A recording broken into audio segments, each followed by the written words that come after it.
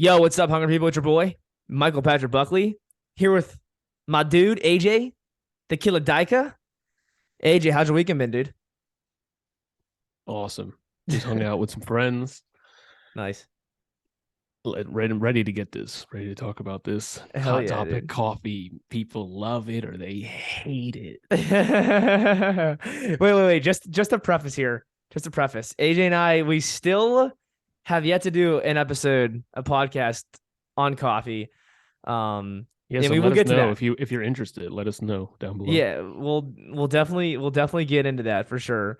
But AJ came across this video the other day, really good video, and we wanted just to give our thoughts on it. So let's do it, dude. This is what Huberman? Yeah, Huberman and Simon Hill. Huberman, he's I mean, you guys probably know Huberman, big dude. Like everyone These are everyone knows two of the about most him. well-known guys in the Yeah. health And like world. yeah, it's insane. So let's see what they have to say. So I went to the doctor and I took some urine and blood analysis, and they started talking to me about Dude, the music is like what? It's like he's about to say, I have cancer. Yeah, right. It's like I'm watching Lord of the Rings or some shit. Dude, like, why do you... It's good though. I mean, it's legit. I kind of like, I like music and stuff, but this is just like too much almost. All right, let's get it. alcoholism. Now I don't drink, but they were convinced I was an alcoholic because my liver enzymes were elevated. Then we got around to a discussion about caffeine. It turned out that I was drinking anywhere from 3 to 4 grams of caffeine a day. You can kill yourself drinking too much caffeine, but I prided myself on long work hours back then, and it was really bad. So what's caffeine doing? Caffeine is causing the liberation of adrenaline from your adrenals, these two little marble-sized glands above your kidneys. That tends to activate the so-called sympathetic nervous system, make you a little bit more prone to move, bring some alertness to your body. And then simultaneously, it's causing the release of norepinephrine and epinephrine from this little cluster of neurons called locus coeruleus. So the brain is being hosed with a little bit of epinephrine as we speak right now. In addition, it's triggering a dopamine increase, but not by triggering the release of dopamine directly. Caffeine increases the sensitivity of dopamine receptors. So whatever dopamine is floating around in your system and my system, the caffeine is amplifying that effect, not necessarily by making it a longer effect, by making the intensity a little bit higher. The other thing that caffeine does, and this is perhaps the most important one, is that his enzymes must have been really, really high, because I've gone to the physician many times for when I was going through health issues, and they'd always say your liver enzymes are going up, but that can literally be triggered by so many things, like you said, alcohol, caffeine, stress, indigestion. Like, it's when your liver starts overworking because it's trying to keep up with everything going on. But It's interesting that he says, like, they thought he had like alcohol disease, like almost like drinking too much. That's how much caffeine he had. I couldn't imagine drinking like that many grams, because for me, like one coffee, I feel like to a regular person is like 5 cups of coffee. Like, it just hits so hard. Same with alcohol, crazy. Actually. Yeah, I mean, I haven't had coffee in a minute. How long's it been? Since 2018, 2019, late 2018, early 2019. But I kind of want to have some, if I'm being honest. But yeah, like one coffee for you being 5 times the amount. I mean, that's a lot. No, I just meant my system is so sensitive to it. Yeah, I'm sure it affects me like it affects a regular person. It takes a lot more to affect them. Like, if I have a drink like of alcohol, I'm sure, like, I take a few sips and I already feel like I'm getting sissy. Like too funny and kidding. stuff. Yeah. Well, I have to spend less. So. I do think like what he's saying here is very informative, and I do believe that to be true. Like, I don't think that like what he's saying is false information. No. And do you think it's the useful information to say that your dopamine receptors are actually more sensitive, so they're picking up? Like, do you think it's helpful to know that? To know like, that do you think is... that? Do you think it's useful information so that you can actually use it in some way? Is it pointless information? Right. Well, no, I think it's good to be able to like repeat that to someone and kind of give them a reason as to why they like the coffee, because they are getting a dopamine response. They are getting an adrenaline response. So it's like, it's informative to be able to tell someone that and be like, hey, dude, like you may not even like the coffee. You just like, well, maybe you do like the coffee, but Right. It's like the response that you're getting from the coffee it makes you feel so good, which Yeah, I I mean, mean, you could say that for about a lot sure. of stuff It's though. like a high. Yeah, right. I mean, you can say that about fucking weed, alcohol, food, whatever. So, but yeah, I didn't even realize that coffee did that, like with the dopamine stuff. But I think a lot of stuff does that. Like we get even like working out, doesn't that like trigger a dopamine response? Yeah, well, you can relate it to insulin. Like people want to have more sensitive insulin, receptors, right? So this is kind of like cueing that mark for the dopamine so Yeah. that it's being able to receive the chemicals that way. Good point. All right, let's get back to it. Effectively prevents the action of a molecule called adenosine. Adenosine is a molecule that builds up the longer that you are awake. And then when you sleep, adenosine gets pushed back down to a minimal level. Adenosine essentially is a readout of fatigue overall. So if we were to stay up for 2 days, adenosine levels would be very high. So in terms of a practical tool, I do try and restrict my caffeine intake, or at least most of it, to the early part of the day. I'll stop drinking caffeine sometime, usually around 3 or 4 p.m. I don't drink any high amount of caffeine. Yeah, he says 3 or 4 p.m. is not early. Yeah, you guys are saying, oh, I try to reduce it to the morning or early, and now he says 3 or 4 p.m. Like to him, that's early, I guess, because he's not drinking it after dinner. Here's the thing: if you listen to Matthew Walker, the neuroscientist, sleep scientist out of Stanford, Harvard, one of those. Yeah. He talks about caffeine and alcohol having a half-life of 12 hours. Yeah, like it's gonna be in your system really, even if you fall asleep, it doesn't matter. Your body is being prevented from those deep levels of REM, right? So if you want to have the best result and you're still drinking coffee, that would mean if you go to bed at 9, cutting it out or having it in the morning, but then being good for 12 hours so it can cycle out of your system. He's saying, oh, I ended early, 3 or 4 p.m. I mean, it's kind of confusing, I think, to the people watching. They're like, what? Like, I can still drink it at 4? Like, okay. Yeah, right. That doesn't. Well, it's when I was in Florida, with the individuals I was with mom. She's like having cups of coffee at like 5 and stuff, and I'm like, "What are you doing? I wonder why you're up till freaking 2 a.m. in the morning. Like, you're drinking coffee so late in the afternoon and evening. Like, I just don't get why people want to do that." Well, but they get into like habits, probably like it helps with their digestion, or it helps because they ate a big meal or a meal that makes them feel fatigued. So they drink that thinking, I need it. It's going to bring back the energy. Because they don't really know how to hydrate or rest or do any of that. Right. After 4 p.m. and generally not coffee. But when you wake up in the morning, depending on how well and how long you slept, your levels of adenosine might be zeroed out and you feel really alert, or you might have a small amount of adenosine hanging around. If you drink caffeine right away, what happens is caffeine essentially binds to the receptor that adenosine would normally occupy. It's an antagonist. It's an antagonist, but it's what we call a competitive agonist because it binds, so it's an agonist, but it outcompetes the adenosine, so the adenosine can't dock at those receptors. So that's great because you start to wake up. But then around 2 or 3 p.m., as that caffeine wears off, the adenosine that's still around binds to those receptors and you get the afternoon crash. So one way that you can avoid the afternoon crash, or at least offset quite a bit of it, is to wait 90 to 120 minutes after you wake up to ingest any caffeine. It is important to hydrate early. I like that. Yeah, I do too. And guys from like the Ray P community, they say to always have a meal first and then drink your coffee after. So get up, have like your meal, and then you drink the coffee, because I think it is supposed to like help with digestion and you're like maybe absorb the coffee better, and it's good to like have some sugar and fuel into you just to. Here's the thing: all the people who are drinking coffee, I would say probly 7 out of 10 of them, that's their breakfast. Like they're not having anything else. Like, dude, that's my the buddy, thing they have. Dude, my buddy, someone he works with, he says that all he does is drink coffee all day. Like it's. He's fasting.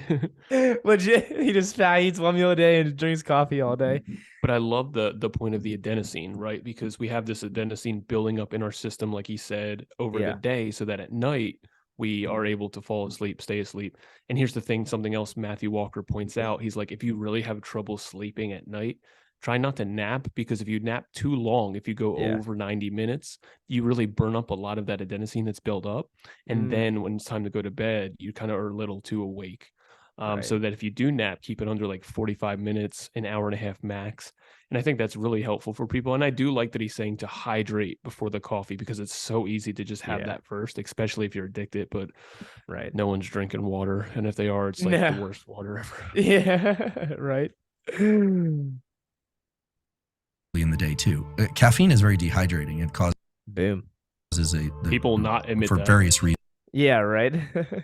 Reasons that relate to its effects on the kidneys. You start to excrete sodium and potassium and the electrolytes, and those the action potential, the firing of neurons that we were talking about earlier, is mediated by the entry of sodium into the nerve cells, and to some extent the exit of potassium. It's a coordinated dance there. You need electrolytes for your nerve cells to fire. So when you're dehydrated, you can't think as well. You can't function as well at the neuromuscular junction. So the first thing I do when I wake up is drink water. I mean, you should hydrate first thing in the morning.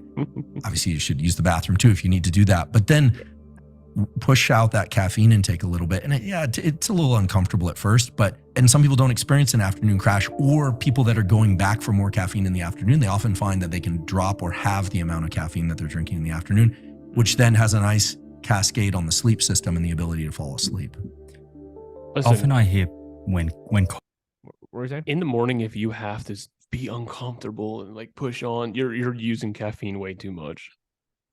What do you mean? Like he's saying in the morning, drink some water, wait a little while, and it's going to be uncomfortable. But if it's uncomfortable, you're relying on it. Like that's definitely a crutch there. Right. And I love how he touches on the sodium potassium pump. If you guys are interested in hearing more about salt and sodium, we just did another reaction video. Check that out.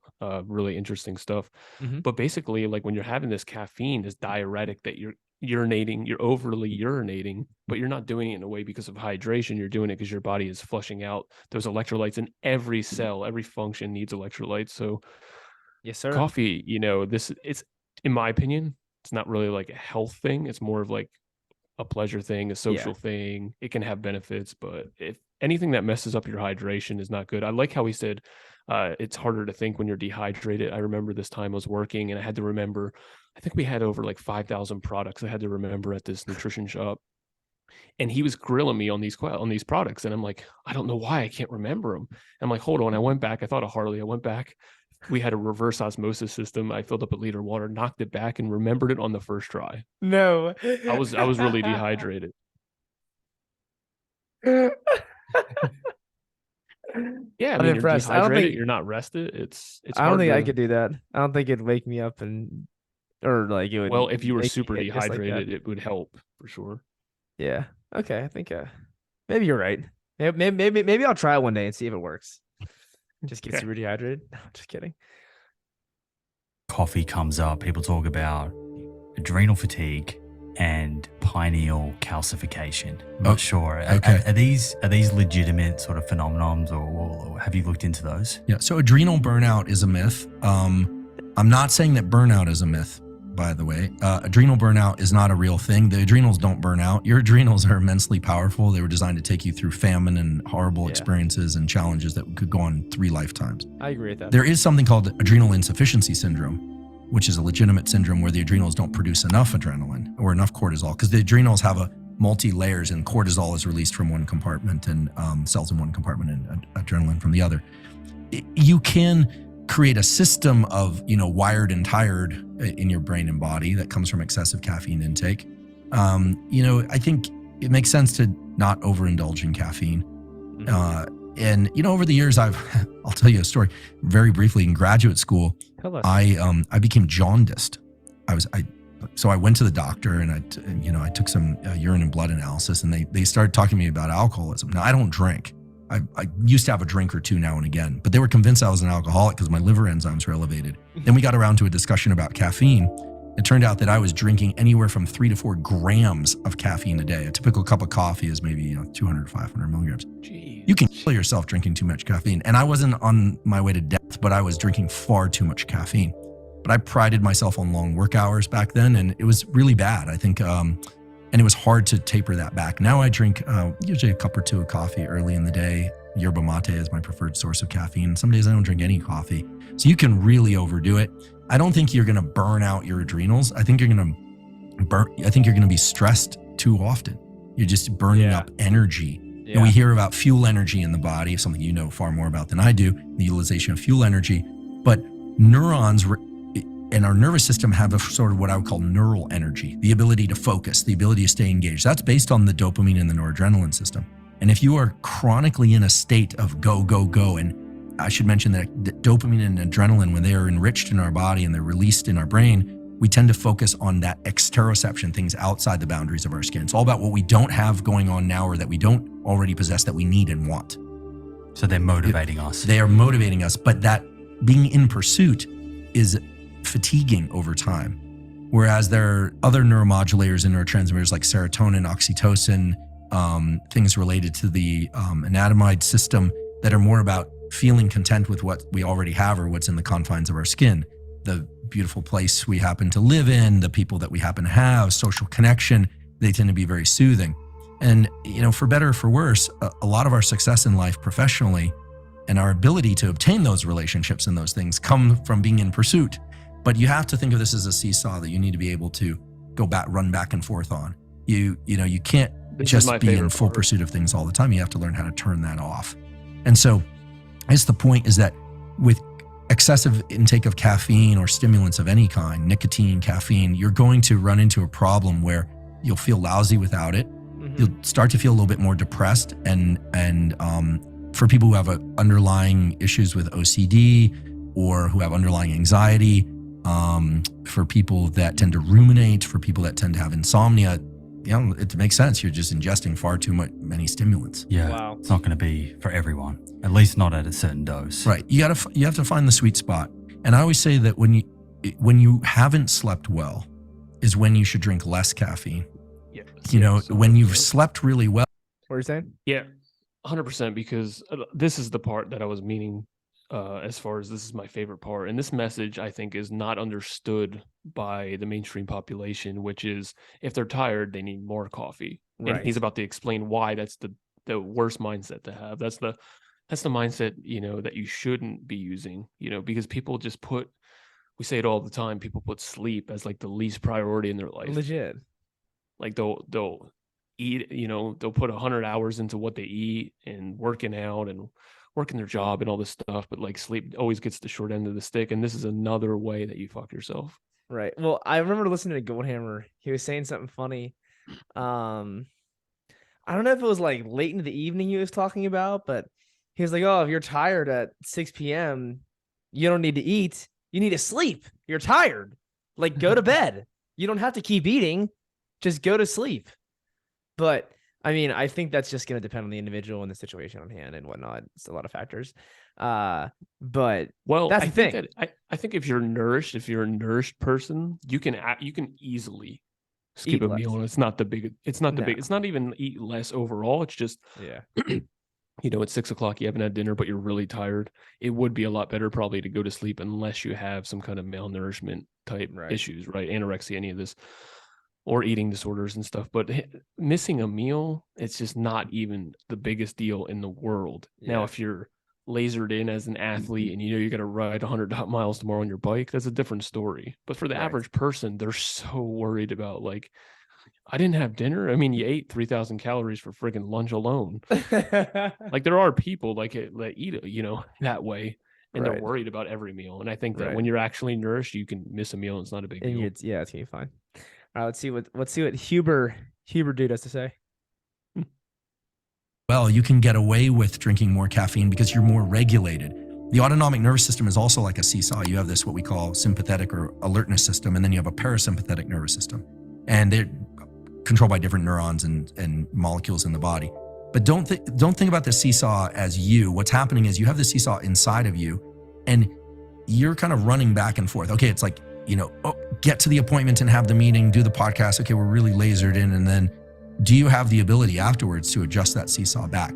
When you're sleep deprived, the hinge on that seesaw becomes very loose. So it's sort of like, boom, you're just locked in. I got to go. And then you're exhausted. Boom. And so when you haven't slept well, you can probably get away with drinking a little bit of caffeine, but your whole system is dysregulated. When you've slept really well, you can probably drink more caffeine and feel more in control of your mind and body. So it's a little counterintuitive. Yeah, exactly. That was a great example. Yeah, that's beautiful. And for the people that are a little confused, basically what he's saying is if your system is not rested, it doesn't even know how to regulate that caffeine coming in. So you're going to be losing more electrolytes. Your system's going to be more in fight or flight. You're going to urinate more. Your parasympathetic, your peristalsis in your intestines is going to be off. Versus if you're rested, you can process it properly. Way better. Yeah. I really like how he said dysregulated there versus saying like, I don't know, just using like some other bullshit term or something in the body that was all messed up. I think like dysregulation and essentially your body just isn't in homeostasis. So if whatever the word that may be, but I don't know why. I just thought that was like the perfect word to use in that regard. What are your thoughts on like him talking about the adrenal stuff? Because we didn't really get to that. Where he was like, your adrenals can't burn out, like they can last you 3 lifetimes, you know. So, well, what I didn't like is whether it's true or not about adrenal burnout not being a thing. He said burnout's a thing, but it didn't really define what the burnout was. Like, can that just be adrenal burnout or some other? I'm not sure. I wish he went into it a little more. I think that, but whether it's true or go ahead. No, go. Whether it's true or not, people clearly have adrenal type issues, adrenal insufficiencies and things. And if you have some of the following things going on with you, which is you get dehydrated easily, you urinate a lot, if you have fight or flight a lot, rapid heart rate, high blood pressure, if you notice that when you're stressed, it constipates you, these things, I would note that that's probably something to do with your nervous system, which is probably also related to your adrenal glands, because it could be a correlation thing. But the more rested I am and the more chilled out I am, everything works better, right? So, I even had spoken with a doctor about some of the things I had and in the past, and he was saying, it sounds adrenal endocrine related. Interesting. Yeah, I mean, the adrenals are like the powerhouse almost of the body. And that's why I still think it's like really cool that he said that they could last you like 3 lifetimes, but they're definitely, but maybe is it where people get into like fasting where they're not giving, the adrenal glands the sugar? Because don't the adrenals like need sugar, or is that a thing or no with the adrenals? I'm not sure. I mean, every cell in the body needs glucose. I'm not sure if that's the thing. Like Harley's been talking about that for the longest time. One of the best things Harley ever did was focus on the fact that sleep is important, and your ability to sleep is going to help you to metabolize those sugars and regulate your adrenals. And he always points out the darkness under the eyes, right? The importance of adrenal and endocrine health is just now getting out there. Yeah, it's huge.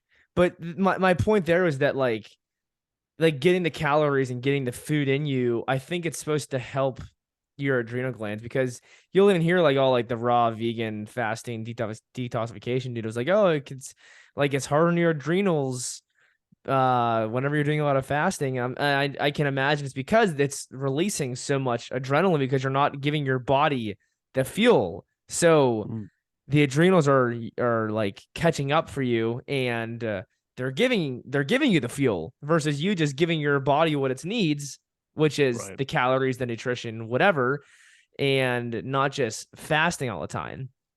Yeah. So, if you're properly nourished, you're not going to be in fight or flight like crazy, running on that adrenaline. Right. He said something else too during that time. I could have went back, but it's whatever. I don't know, but it was a very informative video. He is smart. I see a lot of people, they'll like fact check him online and see, oh, like, is this actually true? Because there was a lot of like bullshit that he will spew on the internet here.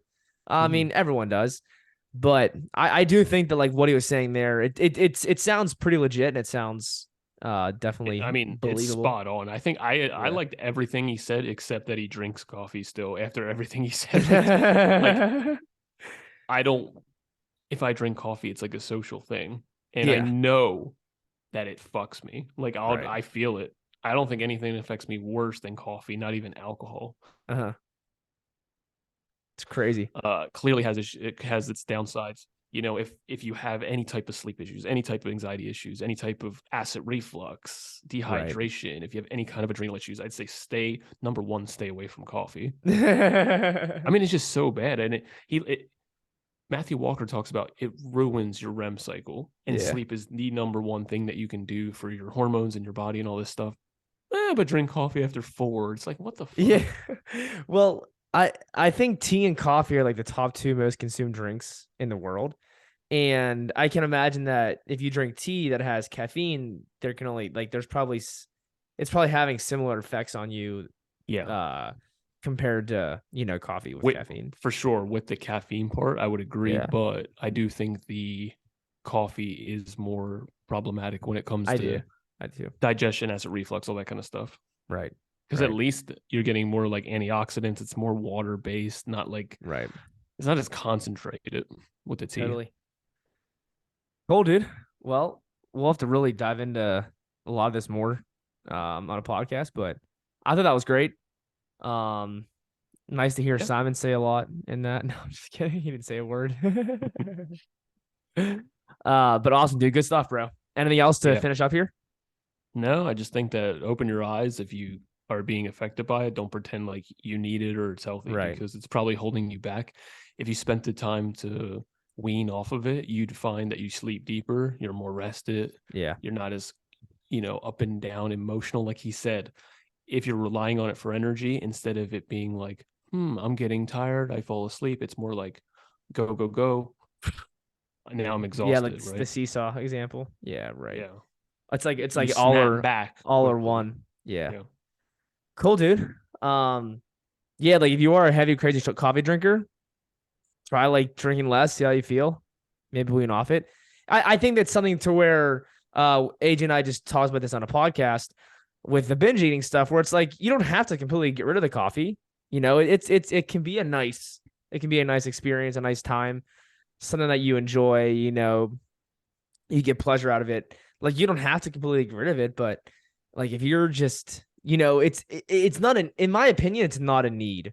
It's it's just, it's something that's enjoyable. A luxury. Yeah, it's a luxury. That's a great point. It's a luxury. So, like there's a lot of people, they rely on it. And like you said earlier in the video here, earlier in the video, it's like they use it as a crutch. And is that ideal? I don't know. I'd rather just get a little bit more sleep. Try to prioritize that. Once you feel how good being rested is, it surpasses the taste and the feeling of caffeine. Right. Cool, dude. Well, good stuff, bro. Be wary of caffeine. Be wary of coffee. But stay the fuck away. All right, guys. Have a good one. Take it. Stay up. Be great. Always keep it 100, baby. Stay caffeinated.